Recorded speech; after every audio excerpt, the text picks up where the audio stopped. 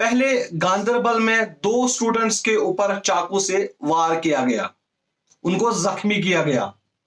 एक दिन बीतने के बाद सेम स्टोरी श्रीनगर में, जहां पे एक लड़की ने अपने होने वाले शौहर को चाकू से वार किया, उसकी पेट में चाकू घुसेड़ दिया।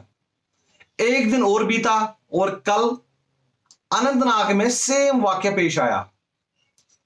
वहां पे एक लड़के को मरहमा बिजबिहारा के एरिया में चाकू मारा गया चेस्ट पे, और उसके बाद जिन्होंने ये अटैक किया वो मौके से फरार हो गया।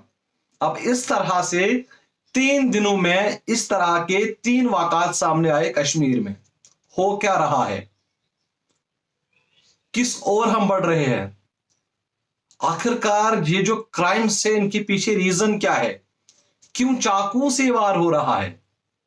अगर एक क्राइम कहीं पर होता है, जैसे आपने देखा होगा पहले दिल्ली में एक क्राइम सीन हुआ था जहां पे एक लड़की को पीसेस में काटा गया, और उसके बाद ये क्राइम करने के बाद फिर इसी तरह सेम 2-4 केसेस हुए। और हमारे कश्मीर में बड़गाम में भी इसी तरह का एक वाकया पेश आया था जहां पर हमारी बहन का कत्ल किया गया था, उसके बाद उनके पीसेस किए गए थे। अब अगरचे गांदरबल में चाकू से वार का जो वाकया है वो सामने आया, उसके बाद सेम स्टोरी श्रीनगर और अब अनंतनाग। और मुझे लग रहा है कि शायद आने वाले वक्त में इस तरह का जो क्राइम है वो बढ़ जाएगा, और लोग सीखते हैं इससे। अगर कहीं पर किसी चीज से अटैक होता है लोग सीखते हैं। और अनंतनाग में जिसके ऊपर हमला किया गया इसका नाम आदिल अहमद भट्ट बताया जा रहा है। मोहम्मद जो सनाफ है मोहम्मद अमीन भट्ट, जो कि खालपुरा मरहमा बिजबिहारा के रहने वाले हैं। फिलहाल आदिल को हॉस्पिटल रेफर कर दिया गया और वहां पर डॉक्टर्स का कहना है कि उनकी कंडीशन स्टेबल है। लेकिन किसने हमला किया और क्यों हमला किया, यह सोचने वाली बात है। और पुलिस का कहना है कि उन्होंने आइडेंटिफाई किया है और अभी जो भी अक्यूज था उसको पकड़ने की कोशिश की जा रही है और जल्द से जल्द उसको पकड़ा जाएगा। लेकिन जब तक आप इन जैसे लोगों को एक कड़ी सजा नहीं दोगे तब तक ये इस तरह के क्राइम्स नहीं रुकेंगे। क्योंकि 3 दिनों में ये तो पहले हम बाहर के स्टेट्स में हम सुनते थे किस तरह का वाकया सामने आए, लेकिन अब उतने क्राइम कहीं नहीं होते हैं पूरे इंडिया में जितने कश्मीर में होते हैं। कोई ऐसा दिन नहीं होता जिस दिन यहां पे कोई ना कोई क्राइम होगा।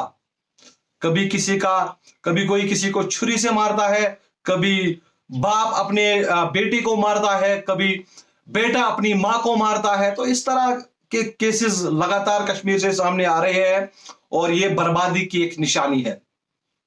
क्योंकि हमारा कश्मीर ऐसा नहीं था। हमारे कश्मीर में सबको इज्जत से पेश आया जाता था और हमारे कश्मीर पूरे वर्ल्ड का ताज था। क्योंकि हमारा जो कश्मीर है वो इतना खूबसूरत है और इतनी खूबसूरत जमीन पे इस तरह के गंदे काम करना ये हमें शोभा नहीं देता है। और हमें अपने आप से सवाल करने चाहिए कि आखिर ये लोग कौन है और क्यों करते हैं। और हमारी गुजारिश रहेगी इंतजामिया से कि जब तक आप इन क्रिमिनल्स को पकड़ के सलाखों के पीछे नहीं डालेंगे, इनके ऊपर ऐसा कानून आयद नहीं करेंगे कि आइंदा से किसी भी शख्स के दिमाग में भी इस तरह का क्राइम सीन ना आए, तब तक ये क्राइम्स नहीं रुकेंगे।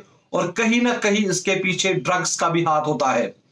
अगर कोई ड्रग एडिक्टेड है फिर उसको पता नहीं चलता कि मैं कर क्या रहा हूं। अगर आपने इससे पहले भी देखा होगा एक लड़के ने अपने मां को मारा था क्योंकि वो ड्रग एडिक्टर था और उन्होंने उस टाइम पर ड्रग किया था, उसको फिर पता नहीं चला कि ये मेरी मां है और अपनी मां को ही मार डाला था। तो मेहरबानी करके इस वीडियो को आप ज्यादा से ज्यादा लोगों तक शेयर करें। फिलहाल आप मुझे इजाजत दीजिए, आप रखिए अपना ख्याल। अल्लाह हाफिज।